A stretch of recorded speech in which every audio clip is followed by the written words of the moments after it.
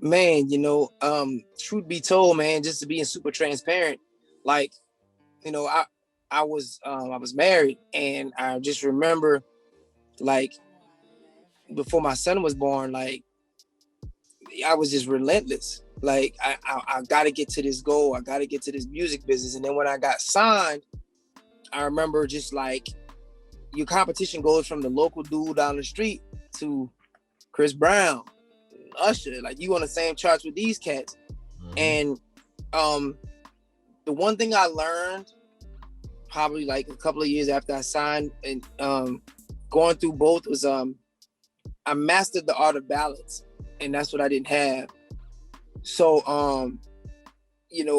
I wasn't balancing my my 8/8 and 8. I wasn't. And wait, do me a favor. Let's break down that real quick, because so many men who are entrepreneurs or not, or they work for corporations, we all struggle with success, right? We want success because in our eyes, we're being successful for our kids or our counterparts, or building a legacy for our future endeavors. But the people whom are in our circle watching us, they think we don't care. They think that's all we care about. You say you learn balance. Give us a goal. Give us a gem that something we can put towards what you did to help us get that balance. Well, God specifically made Earth into 24 hours. It's specifically designed because 8 is for work, 8 is for leisure, and 8 is for sleep. And you have to be able to fit, like when Steve, one thing I disagree with Steve about was he was like, rich people don't sleep. It's like, maybe so, but people with mental issues and people with family issues and people with social issues tend to be rich. You have to be able to balance them. And for me, man, I didn't balance my family. So I ended up, getting a divorce because it was kind of like, like she didn't understand and I couldn't get her to understand, and it just really wasn't working out. So our frequencies just weren't on the same. But I also learned that if you don't sleep, you get sick. Your body begins to do things that it ain't supposed to do because you're not giving it the proper rest.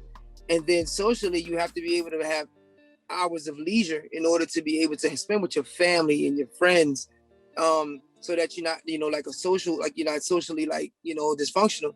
So I learned balance quick, man. And of course, rich in my eyes is happiness. Spend time with your family. Don't take that show. Don't take that concert. Don't take, and stay home and be with your family if you can afford to do it. Those things are important, man.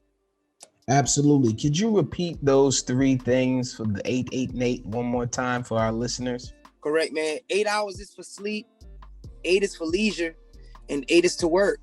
That's why people work 8-hour days. After that, Yeah. What do you suggest for leisure for someone like yourself who has such a energy consuming lifestyle?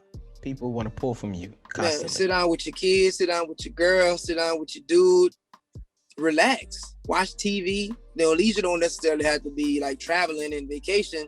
It could be just sitting down on the couch and just like kicking it. You gotta have that, man, because what you're gonna do is you're not gonna be able to create enough memories to be able to satisfy you later on in life because you haven't done much. You just worked. Like people who work their whole life, I've seen people like that, 50, 60 years old, that don't really have enough memories to account for because they've been pounding the pavement for so long. Their body's beaten up, they can barely move. They're living like they're struggling because they didn't balance. They didn't take the time to balance. So the biggest thing for me that's helped me out, like to make me like a very like self-happy person and a very self-centered, I got self-oriented person to where I understand what my time, the time of day consists of is balance, man.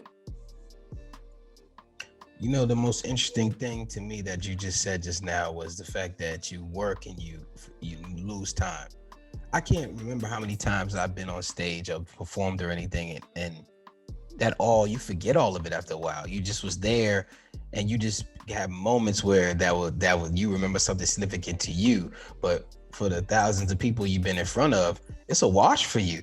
But the family moments you remember forever. For me, and to relate for your aspect and what you're saying, 1,000%. From the artist standpoint, for both of us, we both did a show together. We both seen these things, and I, there's a lot of moments I just don't remember. And you are 1,000% right about that. And I remember all the time spending and laughing with my friends more than I do the time I spent on stage performing. That is there. A lot of gems to that.